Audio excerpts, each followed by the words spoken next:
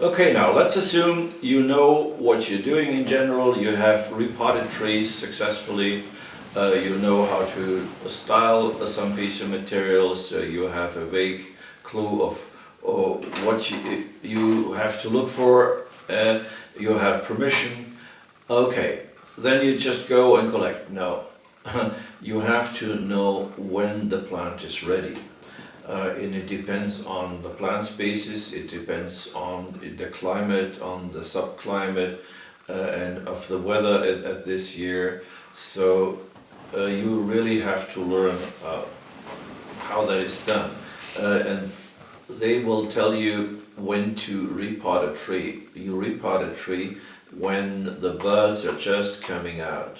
Okay, and that's exactly when you also collect a tree. The only difference is that you may well repot your tree by end of March, because in your garden the buds are coming out by end of March, but in the mountains the buds are coming out by beginning of June. So you have to know the situation right there where you collect, and that may be dramatically different, like at least 2 months in between. Then the other thing is you also learn that you sometimes can repot in late summer or fall. So can you also collect at that time? And that also depends on where exactly you are, but you can go to the high mountains and collect by the middle of August or end of August or beginning of September. That's perfectly okay. If you collect a tree, let's say in May, from the mountains and bring it to your garden, you must know your own microclimate. In my climate that's no problem, because I have very moderate climate and it will never get much hotter than about 30 degrees, and it will always rain, and so a high moisture in general. Now you may live in an area like in northern Italy or even southern Italy where it's 35 degrees for 6 weeks and it doesn't rain. Well, you might as well throw your tree away. It's not going to survive that.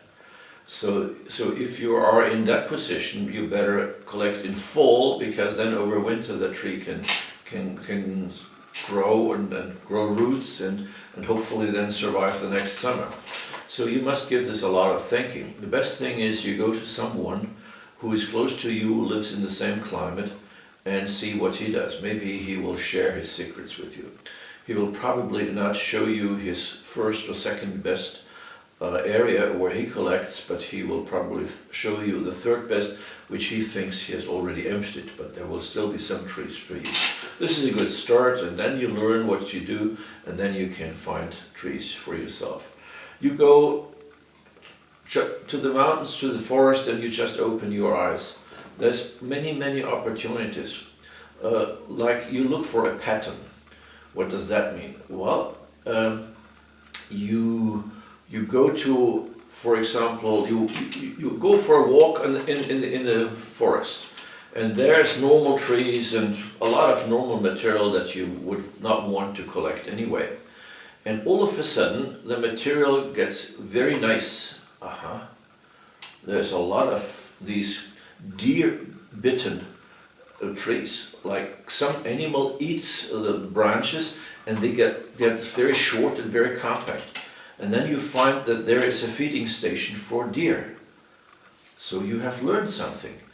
You go to a feeding station for deer anywhere in the world and you will find good material, because deer do that. They are lazy, they wait to be fed, and while they wait they have nothing better to do than to bite a bit on the trees. For example, okay, so you have found a pattern.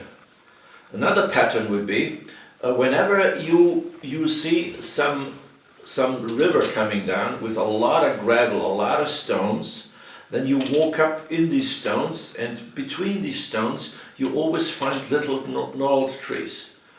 So you know, whenever a big river comes, every 50 years or so, it really floods the whole valley, and then after a few years you will find many trees which are pretty good material in between. So you learn a pattern, and you can travel the world and you will always find a tree if you know a few patterns.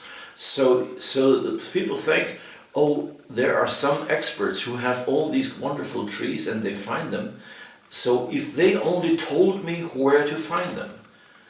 No, if you only found a pattern, then you find them yourself, anywhere. You let me loose any part of the world and I'll find you the good trees. They are right there. But you will not find them because you just don't know how this works. So it is in a way easy if you know this.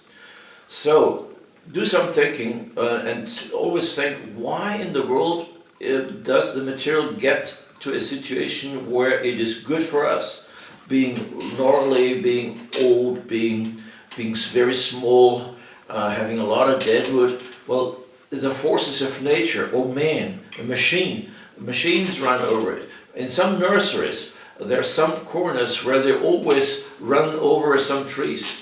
And this may be the best material you find, and it's very cheap because they'll probably give it to you. Anyway, also be prepared to have the right tools. Now that depends on where you are. If you think all you need is a spade, then you're not going to find very exciting material. We have this saying, if you can collect with a spade, it's not worth collecting. Well, we are of course arrogant because we have all these wonderful trees in the mountains which you can never collect with a spade. You must use a bar to break stones, you must use a pick, you must use whatever. Sometimes you have to bind a rope to your car and pull out the tree. All this stuff is being done with some care, of course, not to kill the tree. So you will have to find the right gear. And of course you also find something to pack your tree in.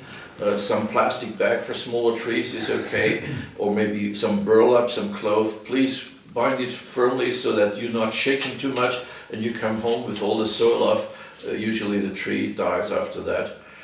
Okay, and then you come home and then please already have prepared something. You're not coming home and then you start mixing your soil and then you're looking for boxes and this and that. No, everything should be there, so as quickly as possible you put this tree into the new container, you put some drainage in there, a lot of substrate around it, and you bind it firmly with somehow there's many ways to fix a tree so that it doesn't wiggle waggle, and then you fill it with substrate.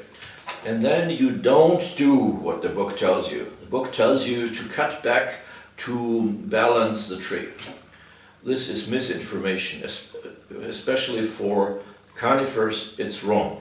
For conifers, I would suggest leave on a lot of green, and even if it's way too long, you know exactly, I'm never ever going to use this branch for later styling, but you're going to use that branch so that the tree can survive well, build new roots. It will build much better roots when it has more green, because only on the green it can create energy, and which energy is then used to first of all survive, and whatever is left goes into the roots, builds new roots. The new roots then go up and bring more water. So this is a circle, and it started with having more energy, and the more green you have, the more energy you have.